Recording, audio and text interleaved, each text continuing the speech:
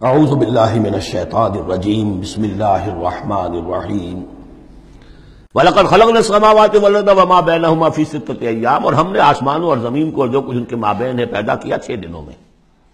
وَمَا مَسَّنَا مِن لُغُوبٍ، ہمیں کوئی تکان تاری نہیں ہوئی۔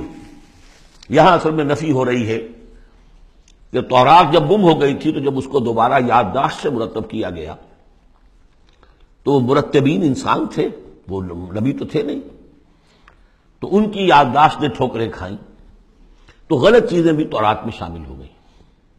تو اس میں وہ بھی الفاظ آ گئے کہ اللہ نے آسمان اور زمین 6 دن میں پیدا کیے اور 7ویں دن اس نے آرام کیا، تھک گیا تھا نا۔ یہی ویکنڈ کا تصور ہے جو چلا آ رہا ہے تورات، جو یہودیوں میں بھی اور عیسائیوں میں بھی، اس لیے کہ تورات میں 7واں دن آرام، اللہ نے آرام کیا تم بھی آرام کرو۔ ہمارے ہاں کوئی تصور اسلام میں ویکنڈ کا نہیں، اور اس کی نفی کر رہا ہے اللہ، وَمَا مَسَّنَا مِن لُغُوبٍ، ہمیں کوئی تکان تاری تو نہیں ہوئی کہ ہمیں کسی آرام کی ضرورت ہوتی۔ فَاصْبِرْ عَلَىٰ مَا يَقُولُونَ، تو اے نبی آپ صبر کیجئے اس پر جو یہ کہہ رہے ہیں۔ وَسَبِّحْ بِحَمْدِ رَبِّكَ قَبْلَ طُلُوعِ الشَّمْسِ وَقَبْلَ الْغُرُوبِ، اور اپنے رب کی تسبیح و تحمید کیجئے سورج کے طلوع ہونے سے قبل اور سورج کے غروب ہونے سے قبل۔ اب یہ ابتدائی 4 سال ہیں جن میں ابھی نمازوں کا وہ نظام الاوقات نہیں بنا تھا، وہ تو 11ویں سال میں جا کے بنا ہے۔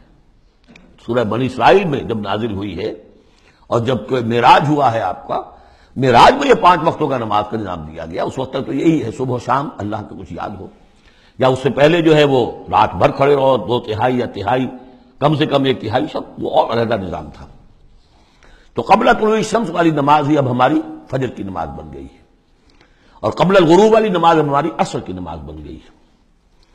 یہی بات ہم سورۃ طٰہٰ میں پڑھ چکے ہیں، قبل طلوع الشمس وقبل غروبها ومن اللیل فسبح، اور رات کے حصوں میں بھی اس کی تسبیح بیان کرو، بعد 12 سجود اور نمازوں کے بعد سجدوں کے بعد پھر بیٹھ کر بھی کوئی تھوڑی سی تسبیح کیا کرو، جیسے نمازوں کے بعد تسبیح فاطمہ ہے 33 مرتبہ سبحان اللہ، 33 مرتبہ الحمدللہ، 33 یا 34 مرتبہ اللہ اکبر۔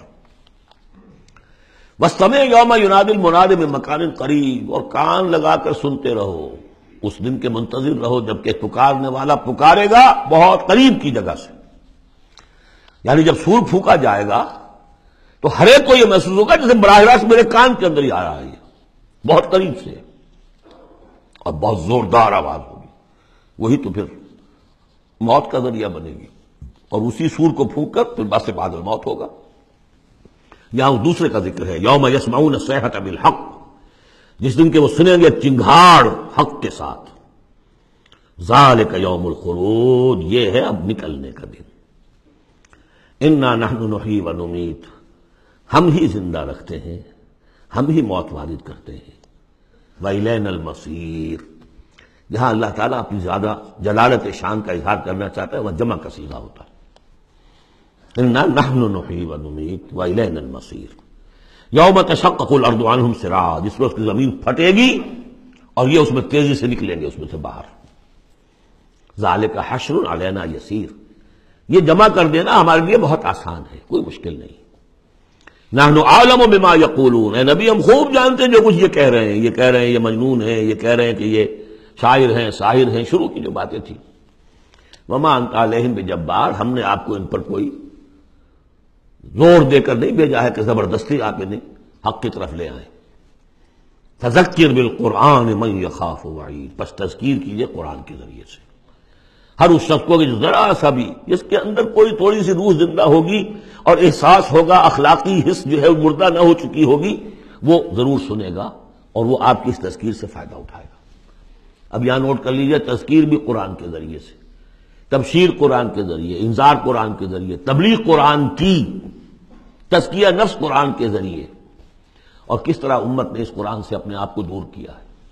صدق اللہ العظیم۔